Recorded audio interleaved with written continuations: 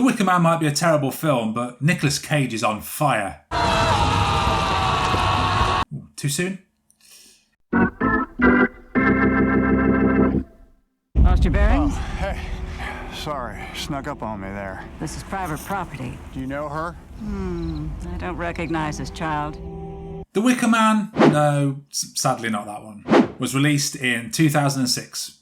It was written and directed by Neil LaBute, and it stars Nicolas Cage, Ellen Burstyn, Kate Beahan and Molly Parker. A sheriff investigating the disappearance of a young girl from a small island discovers there's a larger mystery to solve among the island's secretive, neo-pagan community. And he does this largely through the medium of shouting and punching people. Welcome or welcome back to Game Over Movie Reviews. My name's Peter and this is my movie review of The Wicker Man. For those of you who haven't seen my previous video, What I Watched in April, why not? You really should be watching all my videos. You won't know why I've chosen to watch and review this classic. And the answer is I didn't exactly choose to watch The Wicker Man. This viewing and reviewing was forced upon me as a forfeit for losing the Extreme Movie Trivia Challenge hosted by Luke on the brilliant channel Luke's Reviews. So thank you once again to Luke and to Jared from Jared Talk Cinema for forcing this cinematic masterpiece upon me. Now, I'm not one to choose to watch films I think are probably going to be bad. I'm not a fan of kitsch things. I've never seen The Room. Oh, hi, Mark. And I'd never watched The Wicker Man because it looked terrible and I'd heard it was terrible. I mean, it's number 81 on IMDb's bottom 250 films of all time. And when you really spell that out, a huge number of film fans, it's 65,000 votes, have decreed there are only 80 films ever which are worse than The Wicker Man. And can 65,000 people be wrong?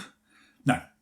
So let's start with the good stuff of The Wicker Man because, surprisingly, there is some. The major plus point of this film for me was that in the most part, it's actually very entertaining. Most reviled films often have one thing in common, apart from the obvious of bad filmmaking, acting and writing, and that is that they are generally boring. The Wicker Man is not, apart from a slightly laborious second act, a boring film. Apparently Nicolas Cage strongly objects to the criticism of the film, stating that he and director Neil LaBute knowingly made an absurdist black comedy.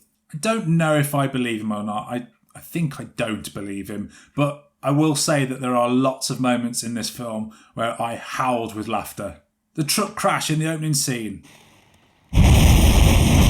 Hilarious. The step away from the bike scene. Step away from the bike. Hilarious. The how'd it get burned scene. How'd it get burned? How'd it get burned? How'd it get burned? How'd it get burned? I don't know!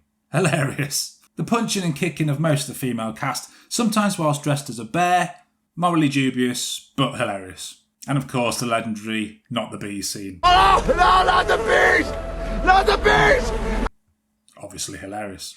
Another strong aspect of The Wicker Man is Nicolas Cage's wonderful hair. It's so thick and luscious and black, it's probably the blackest thing in the universe. And I also believe it's always the case with Nicolas Cage. He totally gives his all in this film. Cage doesn't really do half-assed performances. In The Wicker Man, as usual, he's utterly batshit over the top, and the film would be pretty much irredeemable with any other actor in the lead role. Molly Parker is an actor I really like, and she is also in this film, so that's another positive, I suppose. If you've been fortunate enough to see The Wicker Man, what did you make of it?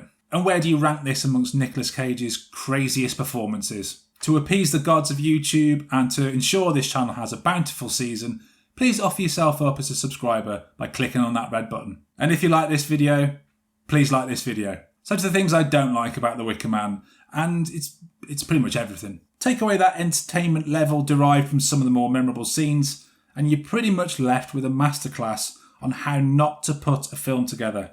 The Wicker Man can't even follow the normal conventions of how a story is told via this medium we all love. Some of you watching may know what a Chekhov's gun is in terms of plotting. And even if you've not heard the phrase before, you'll instinctively understand it as a film fan. Russian playwright Anton Chekhov once wrote, "If in the first act you have hung a pistol on the wall, then in the following one it should be fired. Otherwise, don't put it there." What this basically means is if you focus on something early on in the story, it's got to have meaning later on in the story, or you leave your viewers frustrated and annoyed. Even my 11-year-old daughter understands this concept. The makers of The Wicker Man do not understand this concept. Why does Nicolas Cage pick up a self-help leaflet in the shop at the start?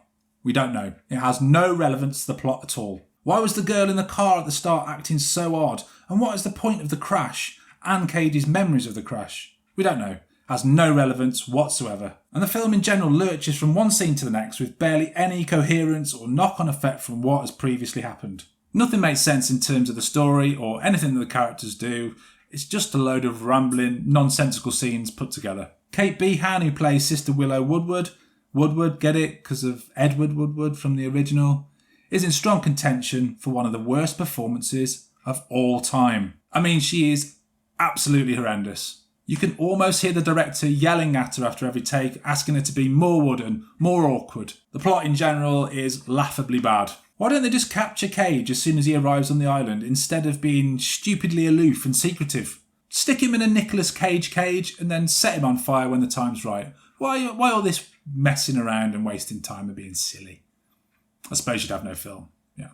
The ending of the original film left viewers feeling shocked and disturbed. The end of this version feels aggravating and unsatisfying because these idiot islanders have just about managed to ensnare this outsider as their sacrifice, even though their plan was pathetic and full of holes. Honestly, if The Wicker Man wasn't so entertaining and stupid, it would probably be the most annoying film ever. It feels like every aspect of this film is made not to satisfy the viewer in any way.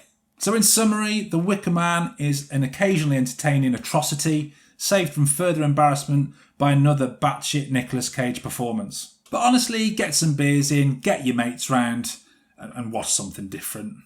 What is it? What's wrong, sister? My score for The Wicker Man is 3.5 out of 10. Thanks, Luke and Jared, and thanks for watching. Game over, man. It's game over.